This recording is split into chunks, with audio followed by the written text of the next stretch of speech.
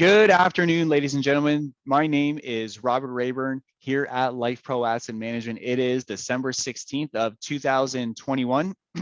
And before we begin, I just want to wish everyone on behalf of the entire team here at Life Pro a happy holiday season and an incredibly prosperous 2022. We know that 2021 has been frustrating if you're an active investor, whether that's with us here at Life Pro or at other active strategies. Almost no one has outperformed this year, and we want to make sure that we're taking the proper steps to set everyone up for success in 2022. And that's really what this week's update is going to be about. But before we get into the update for this week, a couple housekeeping items. Number one, this is our last update for 2021. Our office is going to be remote working, but also we're going to be enjoying some holidays. And if anyone has any questions or concerns, the good news is you can follow us on Twitter at InvestmentsLPAM. Now, what we do there is we provide daily updates in terms of what's going on in the market, our thoughts, what we're doing in the portfolios. So if we are experiencing volatility, no need to worry whatsoever. We are online. We are at the trading desk, and certainly I'm around, our advisors are around to take any phone calls that any of our value clients may have. So with that said, let's go ahead and get started. So I'm going to go ahead and share my screen as I do every single week. And the title of this week is 2021, a bear masked as a bull. So we want to go through and really review the factors that have led to a frustrating 2021. And yes, the indices are strong, right? We look at that year-to-date performance, whether it's the S&P 500 or the NASDAQ, or many other active strategies that are down year-to-date. We try to understand why that is. And when we look at, as of December 14th, 2021, 2,200 stocks are up, but 5,900 stocks are down. And here's another crazy statistic. Only 36 stocks are at 52-week highs, while 500 stocks are at 52-week lows. The message here is that, yes, those indices are up year to date, but the vast majority of stocks in the NYSE are actually in a bear market. And we're going to go through all of that today. So the three big things we're going to go through today: what are the factors that led to that challenge in 2021? But more importantly, what's ahead in terms of opportunity and risk in 2022? Number two, we're going to review some of the recent trading and portfolio repositioning that we as a team have done in repositioning for 2022. I think that's really, really important. Over the last 2 weeks, we've made some significant changes in the portfolio. We've rebalanced it. We've expanded the breadth of stocks that we own. So we want to go through that. And then lastly, let's focus on, we're going to focus on seasonality and what it ultimately means for stocks going into the end of the year in the back half of December. Now, in terms of that year in review, so when we think of the stuff that we did right and the stuff that we did wrong, we want to go through all of it. So that's the only way that we can get better as a team. So in the first part of this year, tech started to peak out and we started to unload many loved stocks, both for ourselves and many of our clients have come to love. And, we got a lot of pushback on that. And, when we look back at it, we're really happy with those sales, right? So when we look at some of our top holdings, whether it was Zoom or whether it was Snap, or in some cases regrets such as AMD, for the most part, we definitely are happy with those technology sales that we did in the first part of the year. Now, where the majority of the underperformance this year really stems from is that transition that we made away from technology and into energy just as the Delta variant emerged, right? So that is one factor that certainly we could not control when we look at, whether or not a Delta variant emerges or it's Omicron. But the one thing that we definitely could have done better is extend out that transition, as opposed to, making a quick transition, perhaps parsing that out through more weeks and months as we made that overall transition. The good news, of course, is after that energy stock correction, the portfolio largely recovered from the months of August through November. And even to today, we're higher than we were in the month of August. But that Thanksgiving, we all remember Thanksgiving, that is when the Omicron headlines hit and when the Federal Reserve made a pivot on inflation. Now, the Federal Reserve pivot on inflation has just taken place. That is why we're adjusting. What we're not going to do is sit around and let the portfolio get beaten up for 2 months. We're going to make the changes that we need to make to set 2022 up with a strong start and a strong finish over the course of the next 12 months. Now, the chart here on the right says it all. Now, the NASDAQ is up around 18%, give or take, in 2021. If you strip out the 5 biggest stocks in the NASDAQ, so remember, there's about what, I think 2,700, 3,000 stocks or so in the NASDAQ.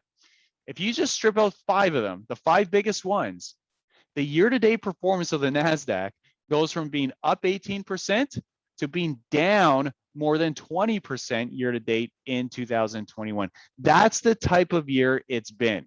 Hyper concentration of performance in the biggest mega cap stocks, in this case, only 5 stocks, while the other 3,000 stocks are mired in bear markets. And so this chart says it all. The yellow chart shows the NASDAQ performance year to date without the 5 biggest stocks and the year-to-date performance with those 5 biggest stocks. So again, for us, the opportunity in 2022 is this yellow line starts to catch up to where the blue line is, and that blue line actually comes back in because people need money to fund those trades.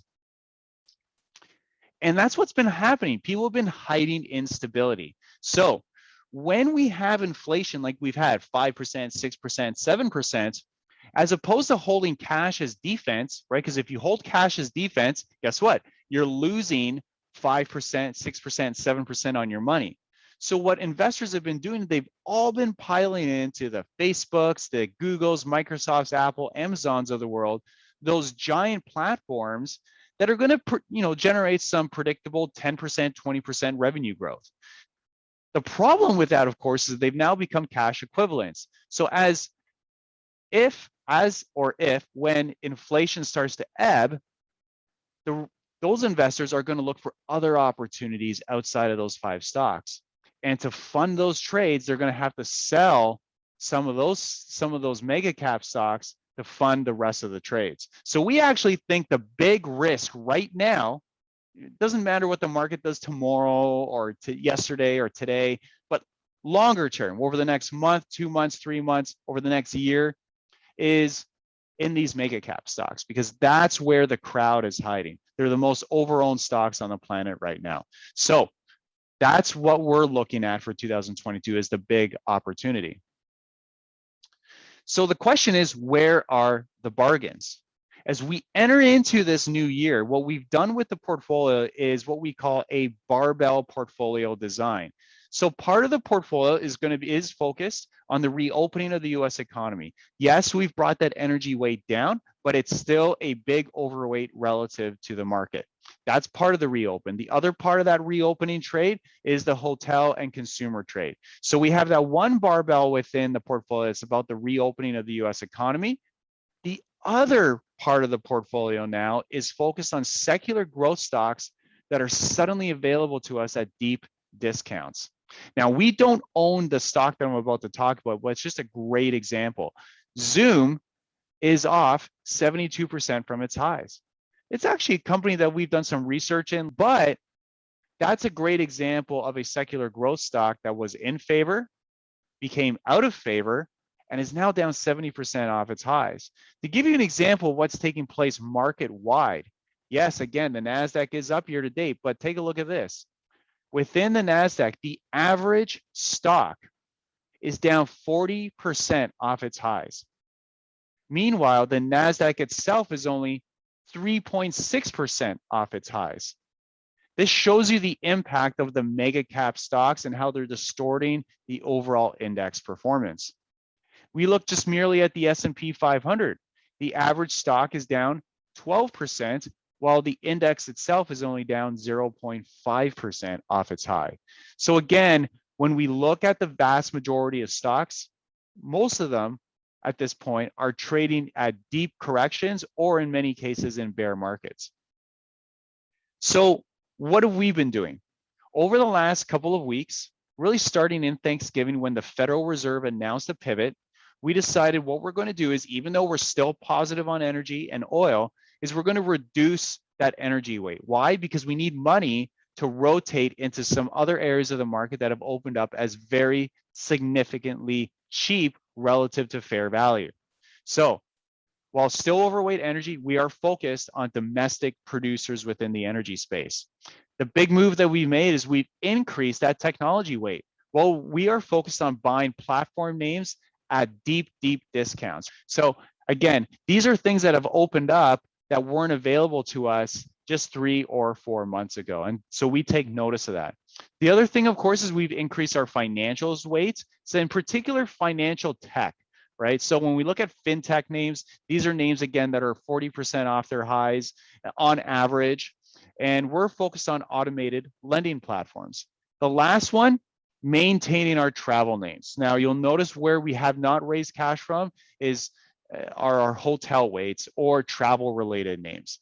These particular stocks continue to command attractive valuations and can thrive during an either endemic. So in other words, when we get more and more of these, as we get waves of COVID, they're still making money. The overall occupancy rates are extremely high. And of course, they really thrive during a reopening. So we like sort of that barbell effect that we're creating here in the portfolio, designed to really try and target a significant level of alpha in 2022. Again, we can't guarantee that, of course. We don't have to look at 2021, but we really do like and are excited about the way the portfolio is set up in 2022. So what's the logic behind the moves? And I want to really kind of walk through this. A month ago, 2 months ago, the Federal Reserve was on record of being tolerant of inflation. So what did we have to do? We have to design a portfolio that can absorb higher prices. There was a pivot that was made in just a week after Thanksgiving and 2 days ago. What was that pivot? The Federal Reserve now considered inflation enemy number one. This is a key consequence because there's only one real way that you can slow inflation down through monetary policy, and that's by slowing or cooling off economic growth. So what our team looked at was, what is the second derivative impact of that if we see growth in 2022 in the 2 to 3% range versus the 4% range? Well, in a moderate GDP growth environment, technology stocks from a historical standpoint have tended to outperform. Why? Because a lot of their growth takes place in the future.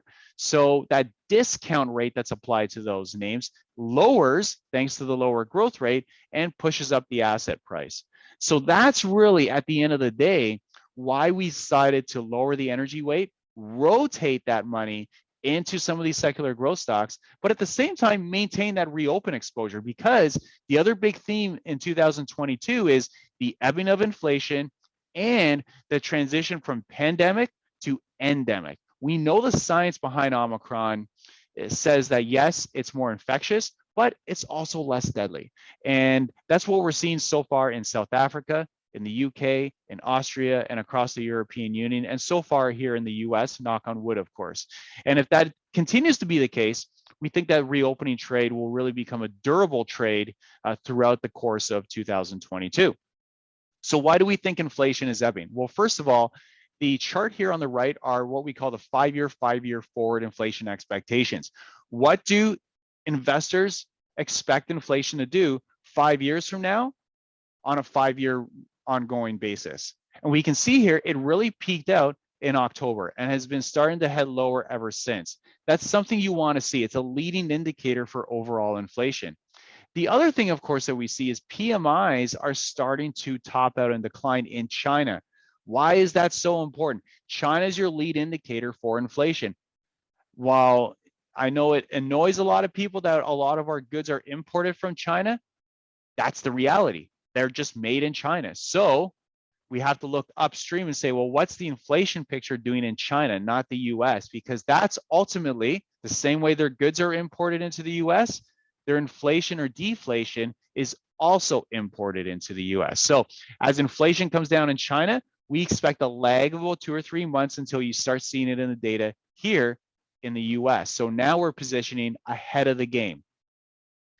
The last thing we'll go through here is, of course, the economy remains strong, which is giving the Federal Reserve some room to gently apply the brakes. If we were sitting at 1% growth right now, we would be talking about a policy mistake that would result in a recession.